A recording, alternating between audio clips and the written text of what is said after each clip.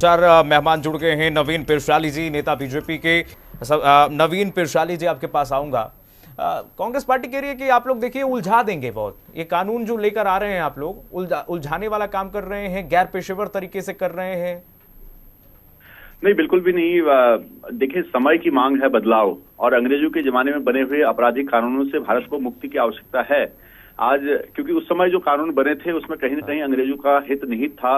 उन्होंने अपने हिसाब से उनको परिभाषित किया था। लेकिन आज नए भारत में नए कानून की आवश्यकता इसलिए है कि आपराधिक पृष्ठभूमि की आज जो ज्यादा बढ़ गया है उसकी परिभाषा लिखनी बहुत जरूरी है। आर्थिक रूप से जो नुकसान पहुंचाया जा रहा है देश को, उसकी परिभाषा लिखनी जरूरी है। संगठित अपराधों के लिए परिभाषा लिखनी जरूरी है। तो इसलिए आप देख सकते हैं कि जितने भी नई चीजें ये जो हो रही हैं उससे सीखते हुए और गुलामी की निशानियों को मिटाते हुए और अंग्रेजों के जमाने के उन कानूनों को जो अंग्रेजों के हित में थे उन सबको मिटाते हुए नए भारत के लिए, भारत के नागरिकों की सुरक्षा के लिए, भारत के नागरिकों के अच्छे से न्याय दिलाने के लिए इन कानूनों की बहुत आवश्यकता थी, और इसीलिए ये सदन में पेश किए गए और भारी बहुमत। बिल्कुल, और गृह मंत्री अमित शाह ने पटल पे कहा भी था संसद के कि देखिए इसका मूल जो है अगर थीम कहें तो भारतीय नागरिकों को न्याय दिलाने का है। भैया नवीन पिरशाली जी, ये जो बात कह रहे हैं, आरोप लगा दिए शांति प्रसाद जी आपसे भी, आपने भी चर्चा ही नहीं की भाई। आप लोग कह रहे हैं चर्चा करके लाए, लेकिन विपक्ष कह रहा है कि आपने चर्चा ही नहीं की, बहुत गैर पेशेवर तरीके से आप लोग ला रहे हैं। कीर्तिमान जी, कानूनों को बदलने की चर्चा आजादी के बाद से शुरू हो रही है इस देश में, आज से नहीं हो रही है। कानूनों को बदलने की चर्चा जो है आजादी के बाद से ही शुरू हो गई थी। ये भारतीय जनता पार्टी की सरकार है जो ये करा पाई है, अदरवाइज किसी भी सरकार में ऐसी हिम्मत नहीं थी जो इनको बदलने का साहस भी जुटा पाए। तो अंग्रेजों के जमाने के शांति जी, आपकी आवाज जा नहीं पा रही है दर्शकों तक, एक एक करके। अभी नवीन जी को बोल लेने दीजिए, उसके बाद आपके पास आऊंगा। शांति जी, मैं यही कह रहा था कीर्तिमान जी, शांति प्रसाद भट्ट जी की बातों का मैं कह रहा था कि इन कानूनों को बदलने की मांग आजादी के बाद से ही देश की जनता ने शुरू कर दी थी। जब देश की जनता को न्याय नहीं मिल रहा था समय पर, और कई कानून ऐसे थे जो समय के साथ बदलाव मांग रहे थे, तो उनमें जब आजादी हुई उसके बाद ही हुआ, लेकिन किसी सरकार ने इसको बदलने का तो सब कुछ ठीक है, वो सब कुछ ठीक है। आजादी के बाद आपने जो है नए कानून लाने का आपने संकल्प लिया था, उसके बाद औपनिवेशिक का इस कानूनों को हटाने का आपने संकल्प लिया। लेकिन आप ये बताइए दर्शकों को क्या तैयारी है, किस तरीके से, लेकिन क्योंकि विपक्ष सवाल उठा रहे कि देखिए आप लोग उलझा देंगे भाई, और जो पुलिस वाले हैं, जज हैं, वो सब उलझ जाएंगे नए कानून में। नया जिल्द आप लोग चढ़ाए हैं, बस सब कुछ वही है, उलझा रहे हैं बस आप लोग। कीर्तिमान जी, बिल्कुल भी ऐसा नहीं है। जनता से बहुत लंबे समय से चर्चा हो रही थी सरकार की, और जनता ने अपना फीडबैक दिया और सदन में पास हुआ। जहां तक कानून की व्याख्या करने वाले और कानून को एस्टेब्लिश करने वाले, लॉ को जो एस्टेब्लिश करते हैं पुलिस, और कानून की जो व्याख्या करते हैं न्यायालय, दोनों को इसकी तैयारी पूरी तरह से तैयारी करवा दी गई है। और पुस्तिका जो हाथों पर होगी, अगर बाई चांस उनको धाराएं याद नहीं है, नई धाराएं हैं, तो उसके लिए जो हैंडबुक है वो तैयार कर दी गई है, ताकि कोई भी अपराध आएगा तो पुलिस उसमें देखकर उस धाराओं को उसमें आम जनता को कैसे जानकारी मिल पाएगी? जो प्रचलित धाराएं थी 420, 307, 302, अब तो बदल जाएगी ना सर? ये सारी वेबसाइट पर अवेलेबल होंगी, सारी ही आप देखेंगे 1 जुलाई से जनता के लिए भी। आजकल तो कितने लोगों की रीच है वेबसाइट की, कितने लोग वहां तक जा सकेंगे?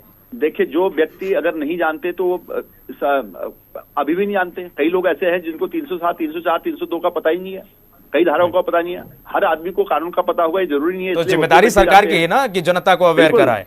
मैं इसीलिए बोल रहा हूं, तो जनता को अवेयर कराने की जिम्मेदारी सरकार है। सरकार पहले उस तंत्र को दुरुस्त कर रही है जो इसको एस्टेब्लिश करती है, जो इसकी व्याख्या करती है। उसके बाद जनता तक पहुंचाने के लिए सारे माध्यम हैं, चाहे वो आपके माध्यम से ये चर्चाएं हो रही है, ये भी जनता के लिए हो रही है, और भी टेलीविजन चैनलों के माध्यम से है, सोशल मीडिया के माध्यम से है, वेबसाइट के माध्यम से, तमाम माध्यमों से। आजकल कोई ऐसा प्रचार बहुत मोहताज नहीं रह गया पुराने जमाने के हिसाब से। बहुत सारे माध्यम है जिससे जनता तक बात पहुंच सकती है, और राजनीति करनी तो फिर लंबी राजनीतिक चर्चा इसमें हो सकती है। लेकिन मैं फिर भी ये बताना चाहता हूं कि इन समय के मांग के हिसाब से ये कानूनी बदलाव बहुत जरूरी थे।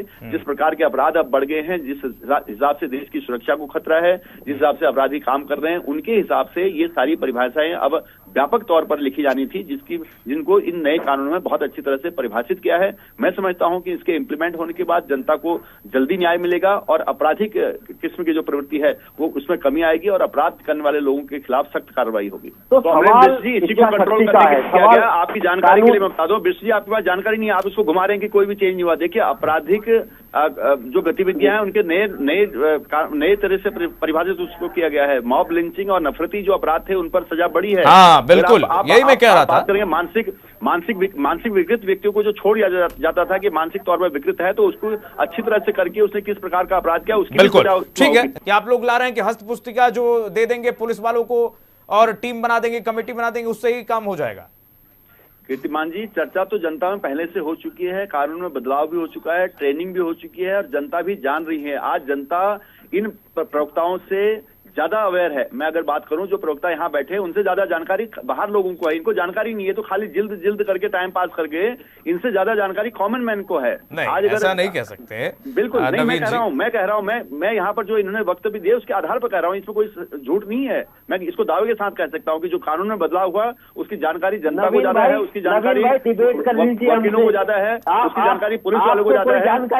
प्रवक्ता बिना तैयारी के आए हैं, प्रवक्ता बिना तैयारी के आए हैं, इनके पास कोई तैयारी नहीं, केवल राजनीति करनी है, इनको केवल राजनीति करनी है और राजनीति के तौर पर यहाँ पर आए हैं। अगर इनको कोई भी बदलाव होगा कभी भी अप्रिशिएट करेंगे। ये कभी सरकार की सफलता पर कभी इनको बोलना ही नहीं है। कब लेके गए इस कानून को? मान चुके हैं, जो विपक्ष ने मान चुका कि सरकार को लागू किया, कोई अच्छाई पर कोई नहीं देखना, हमने केवल बुराई को देखना, उनकी बुराई करके कुछ नहीं करते हैं। मैं कह रहा हूँ कि अमरेंद्र बिष्ट जी आपसे अच्छी जानकारी समझ नहीं रहे। नहीं जानकारी, और देखिए नवीन जी आप जो कह रहे हैं ना, जानकारी वाली बात कह रहे हैं, ये देखिए आप लोग जो विपक्ष सवाल उठा रहा है, विपक्ष कह रहा है कि आप लोगों ने सदन के पटल पर कितनी चर्चा की, देखिए इसका जवाब दीजिए आप।